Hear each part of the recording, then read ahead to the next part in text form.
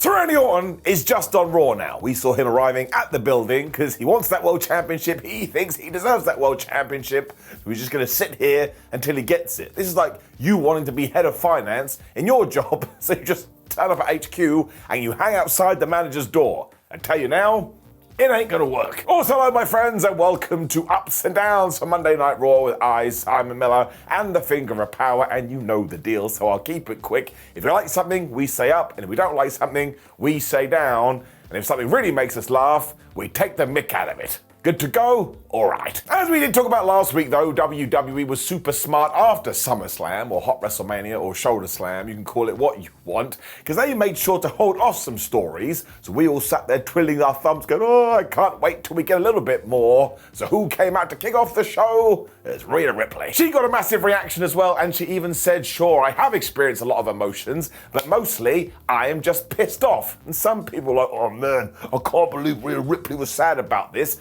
Matters of the heart, man, humanize us, and given that she is meant to be a babyface, now we can all relate. And if you haven't had your heart broken, well, I hope that it never happens to you. Rhea also made a sex quip because she said that Dominik and his moustache had stabbed her right in the back, and he's likely heard this before, it just wasn't deep enough. So listen, make sure you go put the kids to bed, because let's just call it for what it is. She is saying that Dominik Mysterio has a small penis. She also promised to hunt down Liv Morgan because her days are numbered when Dominik Mysterio and his moustache and Liv Morgan appeared in the crowd. And I get this, they were probably really scared. They just got booed like crazy to the point Rhea had to go, listen guys, I want to hear what he has to say. And this Dom, the reason he left Rhea Ripley and joined Liv Morgan is because now he can eat as many chicken tendies as he wants and he can play video games. I was like, bro, if this is what you wanted, there was way more easier ways to get it, and now look at the mess you've created. He's also a man who deserves to be treated like one, and that made him sound like a child that doesn't want to go to bed, when he also followed this up and said he's gone from being with a girl that he had to call Mammy to a woman who likes to call him daddy. Like, oh my gosh. If nothing else too, Liv was the one that finally helped him defeat his deadbeat dad, which Rhea Ripley never did. When Rhea was like, listen, I'm going to tell you something you probably haven't heard for a while. I'm actually proud of you, because when we were together, I saw you develop into a man, and you won all these championships, and the only reason I never helped you beat Rey Mysterio is because I wanted you to do it by yourself. I was like, here we go, emotional manipulation. So ultimately, he's just gone and screwed that up too, which is why the last decision he made is going to be his last. So pull it down. There's the crime counter. That most definitely counts as a death threat. Morgan then weighed in. She's so good as a heel. She was just like, listen to you bleat on, Rhea. We've taken everything from you. We took your championship. I took your man. We've taken your family. So you are just a loner. So maybe you should just run away and play Nintendo. Ripley didn't care about any of this because Morgan should have killed her when she had the chance. When actually, she was using hostage tactics. And I've always said if you're a pro wrestler, everybody should be using more hostage tactics, because she had just kept them on the line, because who appeared behind them like he was a ghost? Was Damian Priest. This was cool, but also hilarious, because it means at some point, Damian Priest was backstage going through the arena map and then go, oh, they're in C19. He just thumped Dominik as well as Liv got involved and Rhea Ripley was here. When Carlito tried to help out, he got smacked right in the mouth. As they were all fighting anyway though, all of a sudden we learned it was going to be Damian Priest versus Carlito.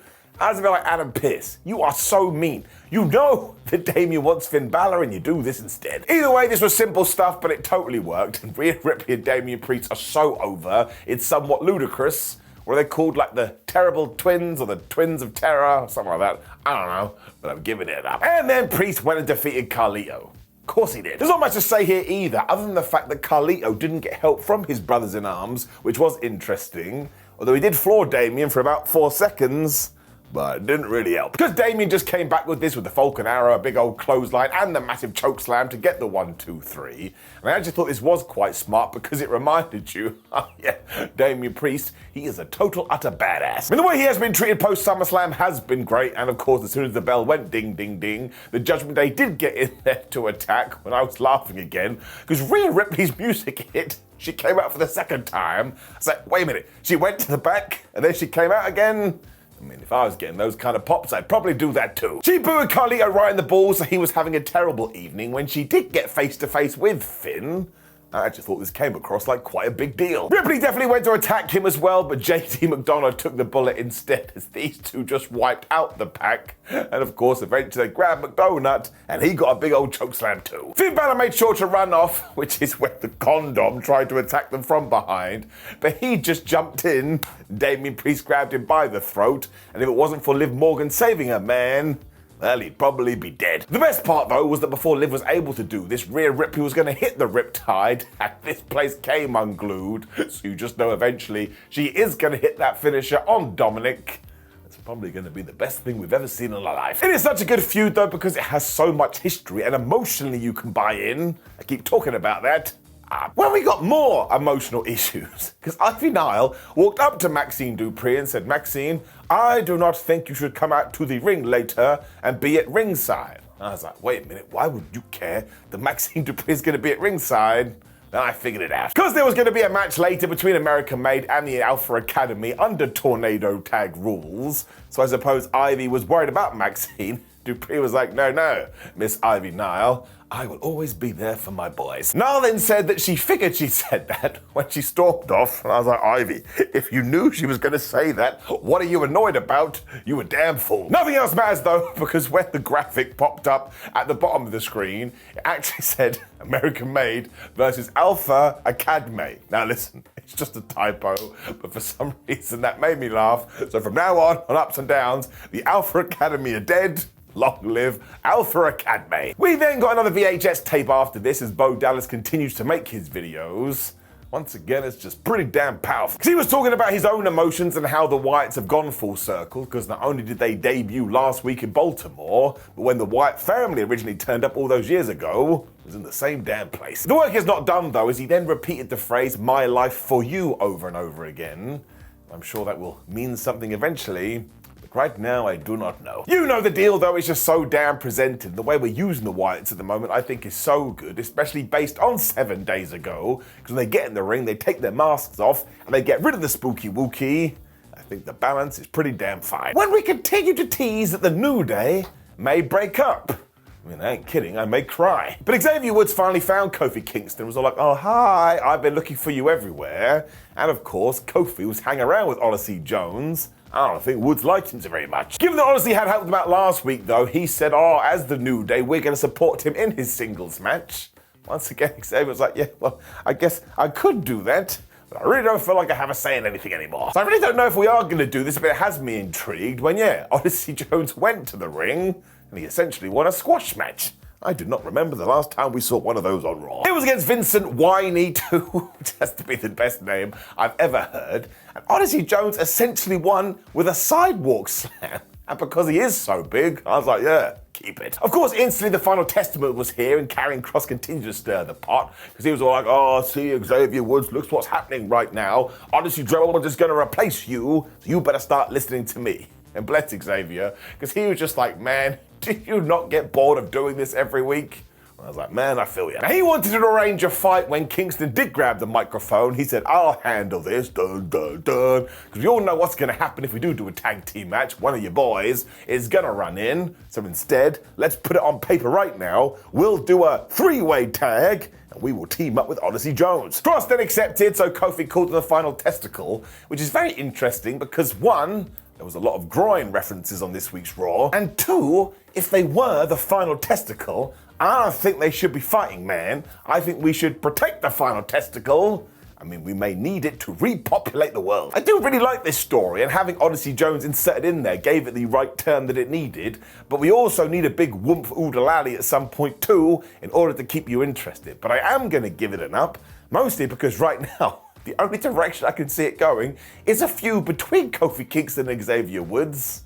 That will totally blow my brain. Drew McIntyre was then backstage with Adam Pearce, and Adam tried to calm him down right away and said, listen, CM Punk is not here. He's having travel issues. Drew didn't care about any of that, though, and he was like, actually, I want to talk about Randy Orton, because he's a SmackDown guy, so why is he on Raw? I was like, dude, that's a good point. If nothing else, Randy Orton's main reason is because he got screwed once months ago. Well, Drew has been screwed over and over again, so where's his title shot? Once again, I was like, man, he's making good points. McIntyre then promised he was going to take matters into his own hands, but Adam Pearce melted down like, no, I can't handle that, especially with Bronson Reed on the loose. But Drew just went, will I be on my best behaviour?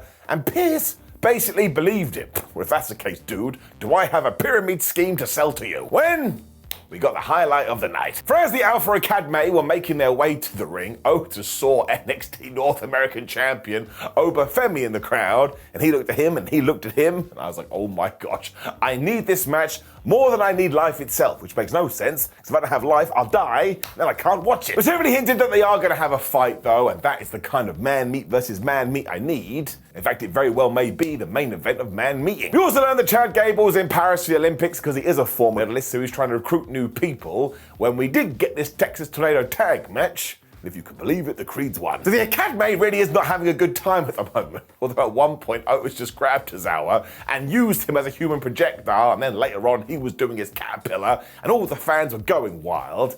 I think at some point, Otis should be like the Intercontinental Champion. I mean, he has achieved Wrestling 101. The man is over. The problem, though, is that nobody can fight against the most powerful force in all of sports entertainment because the commercial break hit, and when we came back from the adverts, that's right, Julius and Brutus were in control. So if I was a wrestler, I'd be going up to the production truck saying, listen, you buffoons, don't start a commercial break during my match, because we all know what's going to happen. Cesaro must have felt left out, though, because he was able to reverse a powerbomb into a Hurricane Rana when he went for a dive and he got his foot caught on the ropes. Now listen, I have done this when I had my own wrestling matches. In fact, the first time I ever tried to do the dive, I did the same thing.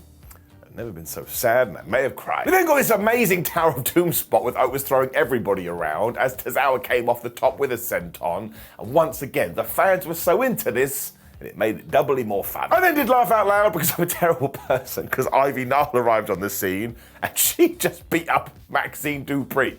And Maxine had done the grand total of nothing at this stage. I was like, that was really uncalled for. It also means she's been totally manipulated by Chad, because all Dupree said to her was, no, I really want to support my friends, and that must have triggered her, so Ivy now really needs to calm down. Of course, no wrestler can handle something happening outside of the ring, so the Alpha Academy didn't know what was going on, when amazingly, the Creed used the most devastating move in all of sports entertainment surprise roll-up, and it got the 1, 2, 3. So there you go, American-made, by and large, have been manipulated, as I've already said, by Chad Gable. Now he can come back and just do the dance of joy. And I really assume this is going to end with Chad Gable versus Otis. I'm up for that.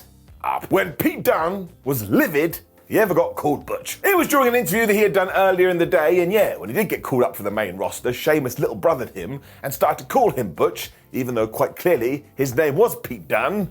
He didn't appreciate it. Sheamus was also full of it because he said that he would always have the Brawling Brutes' backs, but where is Rich Holland right now? When he was like, I'm Pete Dunne, I'm the bruiserweight, and I'm gonna go beat some people out. So I am really glad we did this, because although Dunne did do one of these on NXT, you want to do it to your main roster crowd, and he does have a good point. If you were all of a sudden on Raw, and your best friend was calling you like Potato Head, you'd be like, man, I really don't want to be called Potato Head. I think that's going to main event WrestleMania. This is when everybody was mad at Bronson Reed because he had tried to kill Seth Rollins last week. Although clearly not the WWE production team, because they put on this amazing video selling Bronson, and the whole message may have been, this guy is an absolute death killer and he gotta kill you. Adam Pearce was also confusing once again because he said to Bronson, you're lucky I just fined you and didn't suspend you. It's like, dude, you're in charge. If you want to suspend him, just do it. He even said, I'm going to give you another chance later as I found you an opponent. So seriously, if you are in the Bronson Reed position and you feel like you want to elevate yourself up the card,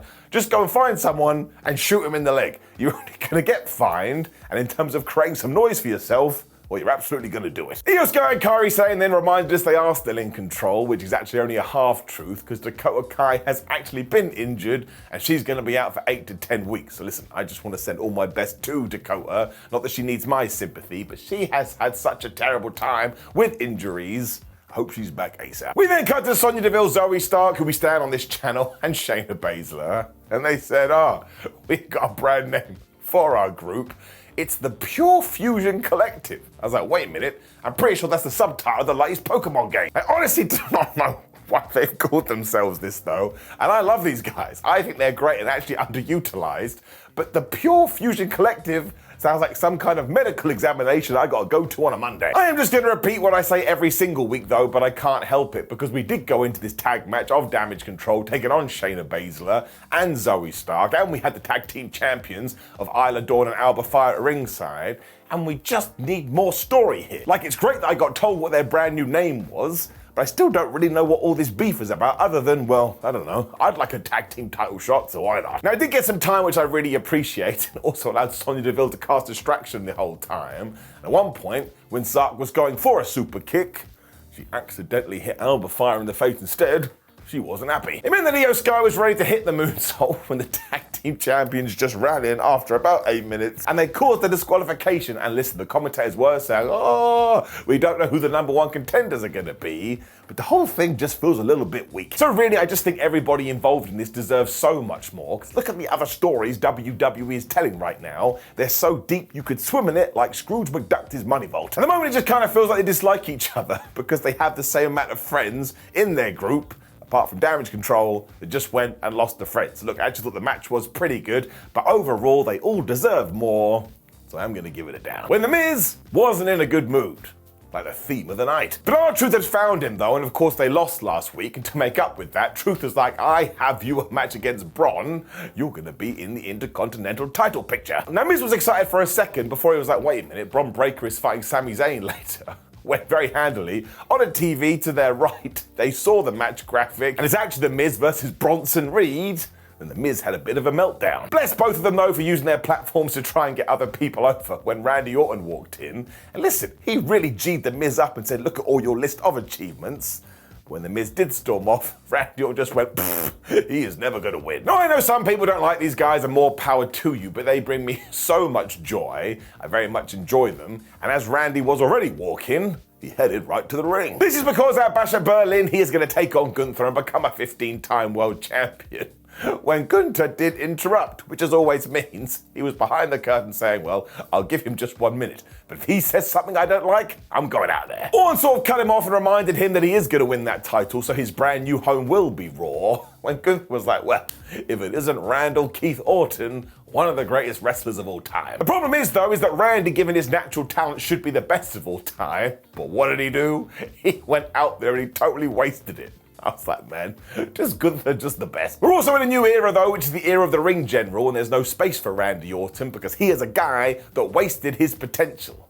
Like, man, it's like when I go home for Christmas. Now, Orton was sort of nonplussed by this because he was like, listen, dude, I see where you're coming from, but this ain't no curse. This is a gift. In my younger years, I didn't know what I was doing. I was totally directionless, but I used all of that to become the man I am today. I tell you, it's the best thing that ever happened to me. He also talked about his family at home, so he was being the baby faces of all baby faces when he said one more time, you can keep on ranting and raving, but that belt is coming to me. Gunther has ever kind of laughed this off because he was like, Randy, you keep saying you're unpredictable, but you're the most predictable man ever, because in Berlin, you're gonna get your ass whipped, because if nothing else, when it really matters, Randy Orton does what he always does. He's not able to get the job done. That's what comes naturally to him, especially because look at his family lineage. He's a screw-up, his dad's a screw-up, and your granddad was a screw-up. I was like, man, all of a sudden we made this personal. Now, Orton was just itching to hit the RKO here when all of a sudden Drew McIntyre's music hit when Gunther made a massive mistake because he looked at the R-Way.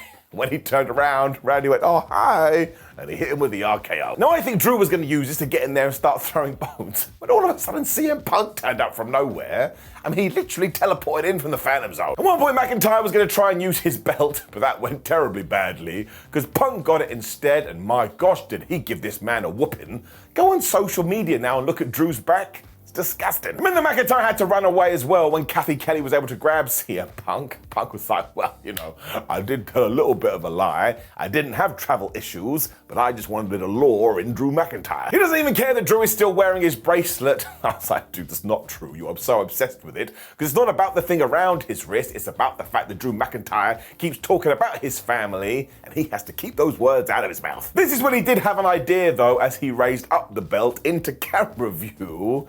So if I was a betting and a guessing man, I would presume they are about to have a strap match.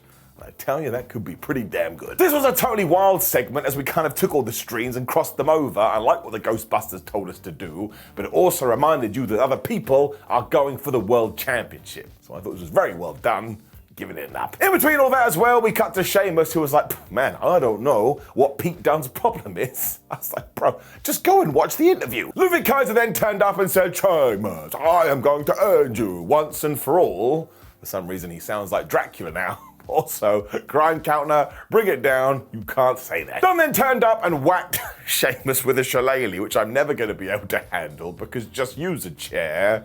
But yeah, if I was going to smell the air, I think we're about to get a triple threat. I think it's important to note as well that Peter really screwed up Sheamus's hand, so I bet that ties in.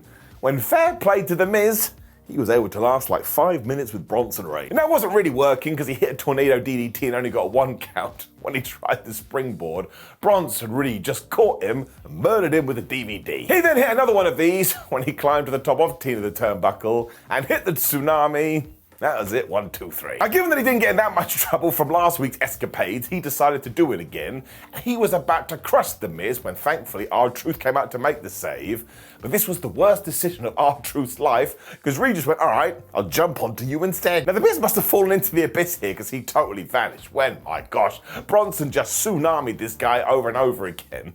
And the best part was security and the officials all came out saying, no, Bronson, you've got to stop. And they dragged Truth from one corner of the ring to the other. So Rhea was like, all right, well, I'll just go up the other turnbuckle and I'll hit it. And he did. Whoever came up with this deserves some kind of medal though, because of course we all love R-Truth. And by the time he had hit with like the 91st tsunami, I was genuinely worried about it. Pierce then yelled at Bronson, but I was yelling at Adam saying, I told you, you should have suspended the guy. But it is a massive round of applause for this, because it took 2 weeks, and Bronson Reed has gone from a guy with no direction to arguably being one of the biggest heels in the company. So it's incredible stuff by WWE and the man himself, and we have to keep going with this. We have something, giving it a massive up. Jey Uso was then picking up Sami Zayn because of course he was about to have his Intercontinental title match. He was like, man, you should go and win that belt. Then you and I can go take on the Judgment Day and we can be the tag team champions. When they did their funky handshake thing, I'm just gonna tell you now that did not work because Sami Zayn went out there and lost.